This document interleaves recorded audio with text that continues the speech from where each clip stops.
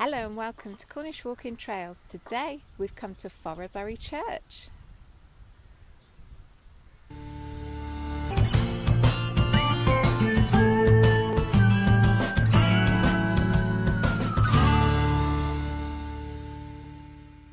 So why have we come to Forrabury Church? There's a legend here that the church has no bells. Let's go and find out. Boscastle's on the north coast of Cornwall between Tintagel and Bude. Our story today comes from Cornish Legends by Robert Hunt. The bells of Forrabury Church. To this day, the tower of Forrabury Church, or as it was called by Mr. Hawker, the silent Tower of Betroe, remains without bells.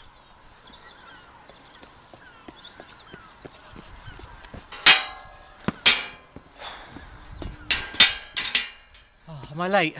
What for? Bell ringing practice. You are joking. No. There are no bells here.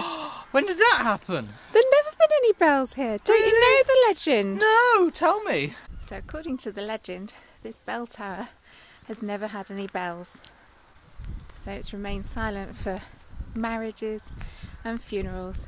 Never heard a bell.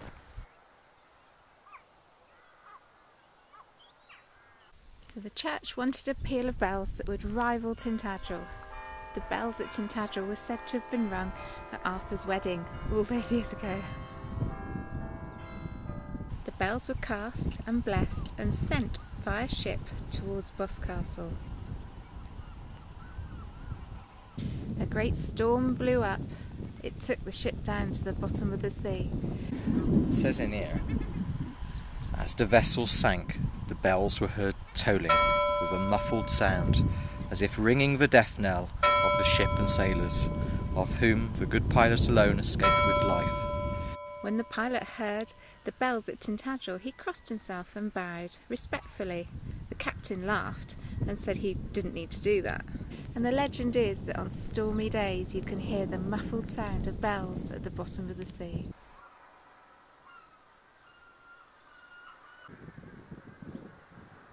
So this is the inside of Forrabury Church. Lovely little rood screen up there by the altar.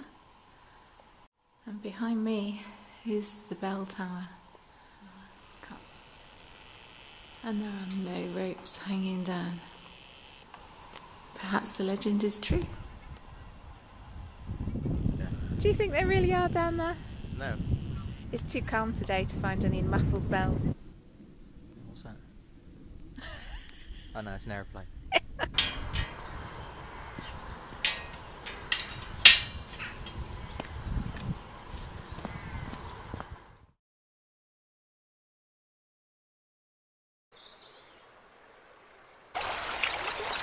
What are you doing? Looking for piskies. You're what? Looking for little people. Have you completely lost it? No. Pixies, fairies in Germoe. It's all true, it's in a book. Okay. Yeah. Right. Carry on then. It's in this book. Today's folklore comes from Cornish Legends by Robert Hunt.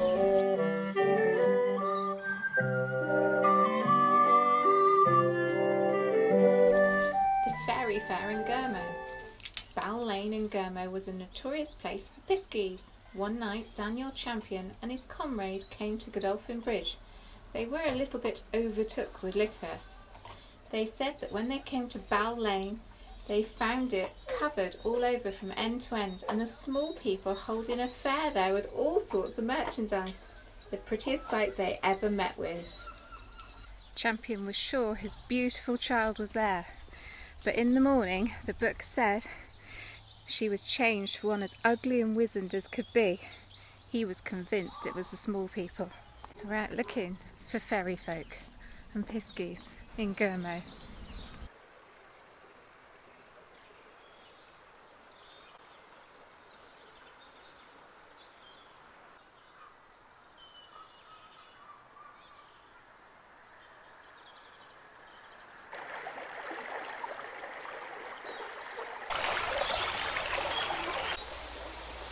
So here we have St Germoe's Holy Well, a reconstruction of a well which existed here at about 1538. Wow.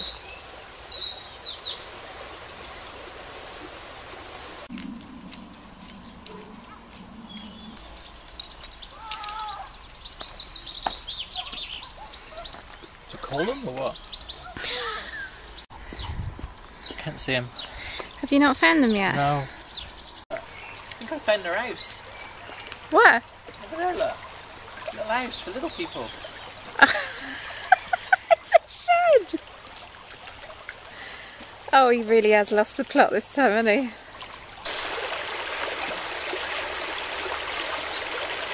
Look, there's another little house. Where? Oh, would you look at that?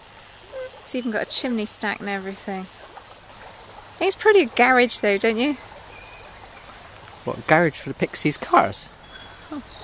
Little cottage for little people.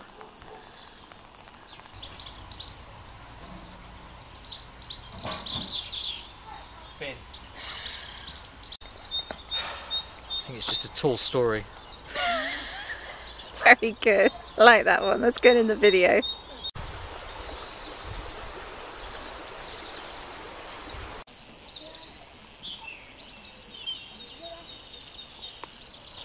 Found them. I'm not going to tell him though. What more convincing proof do you need of the existence of small people?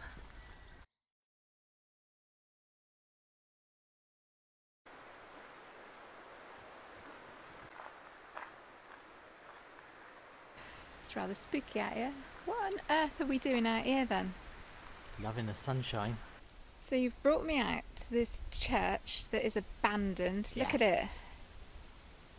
No roof. Good, isn't it? Why?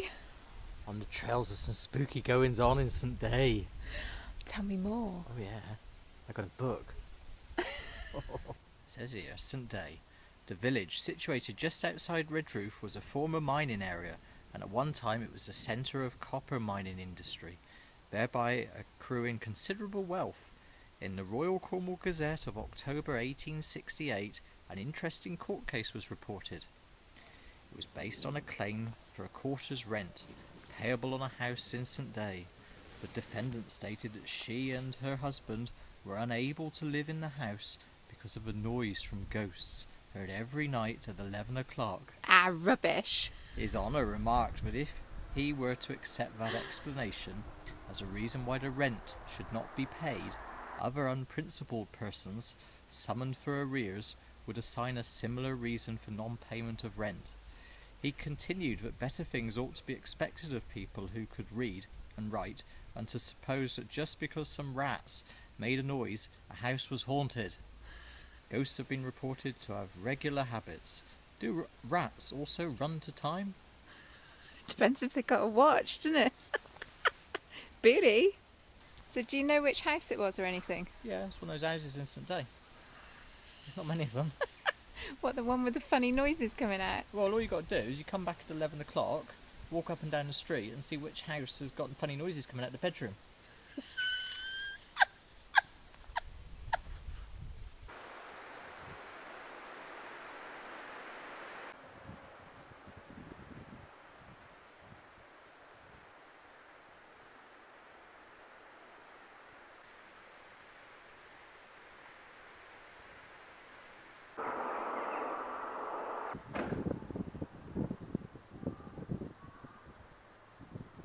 Quarter to 8, way too early.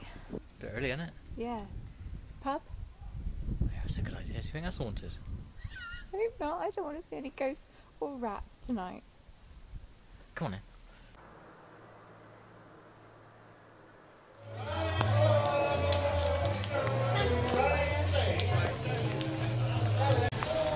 It's raining. Whose idea was this? You're nuts.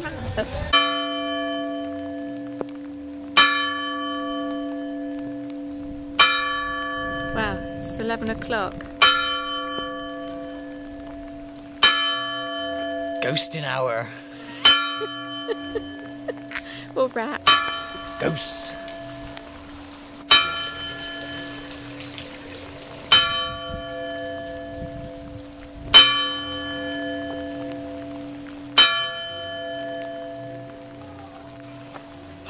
Ghosts, rats, rain. I'm going home. Let's go. Whose idea was this? Oh.